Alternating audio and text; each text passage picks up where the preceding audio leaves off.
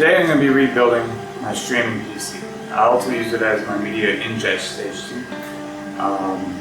So I'm building a Ryzen 5 3600 non-X, non-XT with a NVIDIA Quadro P400, a 10 gig network, and in the Silverstone ML03.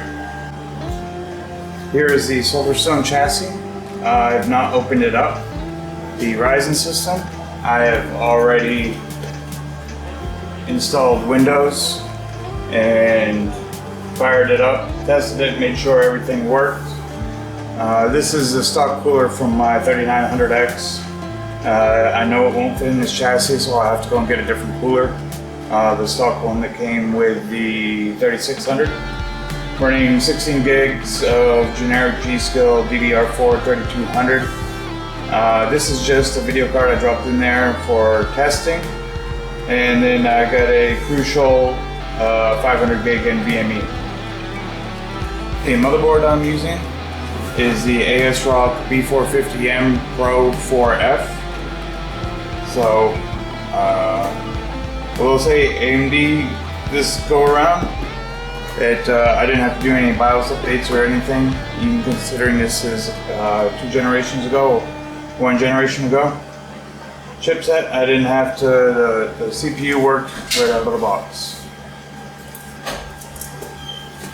I ordered this case off of Amazon DE, and I couldn't quite make heads or tails of the listing to figure out if it would fit a ATX PSU or I had to get an SFX, so I just ordered one anyway. So we're gonna see what we're gonna do here. After I did spend a little bit more time instead of just impulse buying, there were a few other videos and reviews up of this case where they did fit an ATX PSU in here.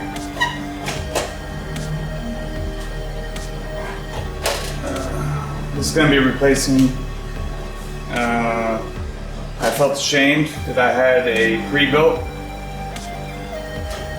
I had a Dell Optiplex with a i5 4590 in it, and I couldn't stand for that anymore. I got tired of looking at that on my desk and slightly embarrassed. Oh wow, sharp, but I mean, cheap case. Doesn't look too bad though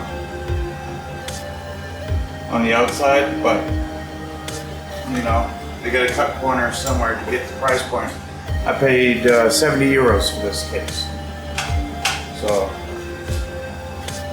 beggars can't be choosers.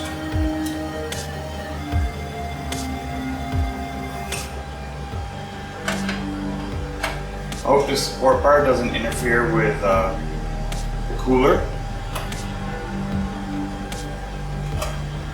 because it looks like it very well could. Standoffs are pre-installed. I do not know if they are in the correct position, but we'll take a look, see where they're at.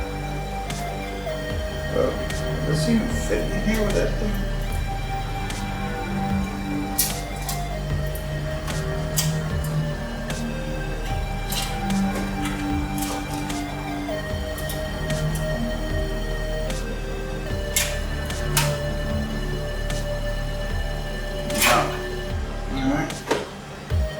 So it will fit with this in there, but to put it in, you gotta take it out, then put this thing back in there. This looks like some kind of hard drive mount or something. And it screws from the top. One thing to note, the pre-installed standoffs, they are not hex, they are round, so I don't know if you can take them out or not. I'm assuming you can take them out. You're probably gonna have to get a pair of vice grips if you need to change them out.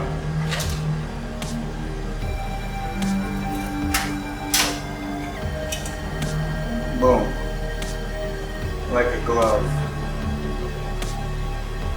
One thing I thought would have been kind of cool, This supports 80mm fans over on this side, but there's not enough distance to do what I thought would have been kind of interesting, is to get some of the Alpha Cool. They make 80mm radiators and make this into a nice water-cooled build. That would have been real cool. But I wanted this form factor because it's going to sit on my desk. And I will note that I am using all the PCIe slots in here. And I do know that I am going to be starved for bandwidth. I think that's a limitation placed on the B series of chipsets. Because I know even on my X370 board, it's over there in my Proxmox server. You can go by 8x8. It has a by 8x8, a by 1, and a 2.0 by 4 with a by 4 for PCIe. But this is by 16, by 1, by 2.04. So it's not great. It's going to come down to it if I decide if I need 10 gig networking or not.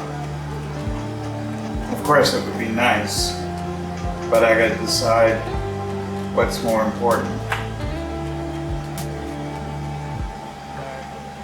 It's too bad the Ryzen APUs are so limited as far as PCIe connectivity, because I'd like to have a full-blown Ryzen CPU with the integrated GPU.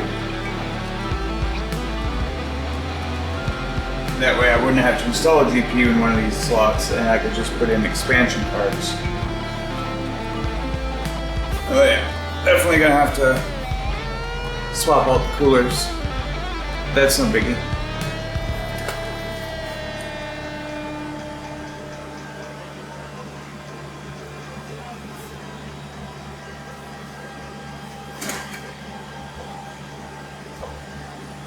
Let's just check PSU Fitment.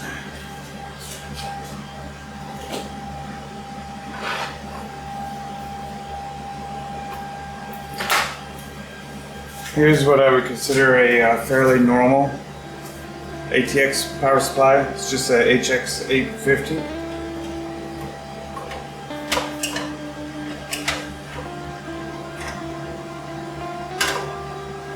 And voila, that will go in there. But do I really want to stick that big boy in there?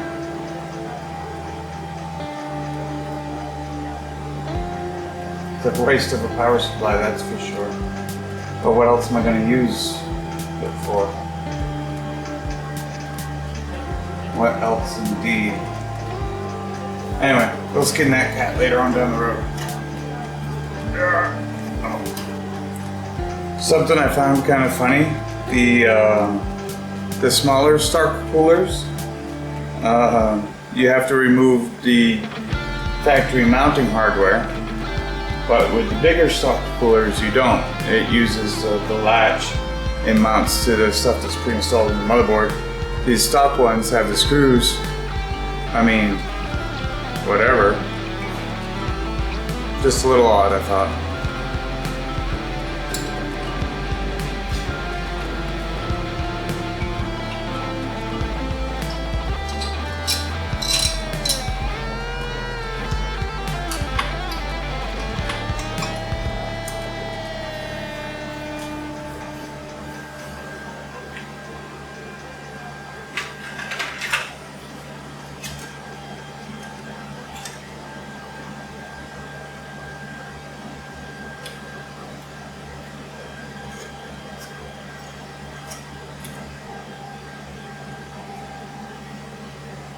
Well, that's out of the question.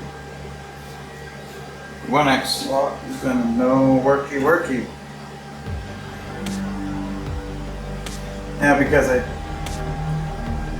I'm hoping, because I don't need the full bandwidth, and this card is just going to be used for display out, if I can put it into the slow slot, and because the majority of what this is going to be doing is data transfer, if I put the network card into the top slot.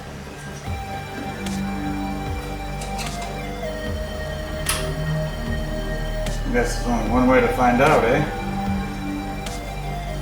So, got a top of the shelf power supply right here. This is Aspired, it's powered by Innovation. It was a whopping 11 euros. SFX, woohoo. And what power supply is not multi-voltage? This thing only takes in 200 to 240. Never mind, it's got a voltage switcher, so lets you, okay, so it does have a saving grace. Alright, so case doesn't come with one, power supply didn't come with one, so there's no SFX to ATX adapter. I do have one, but it is buried. So I'm just gonna get a different power supply. Boom, different power supply.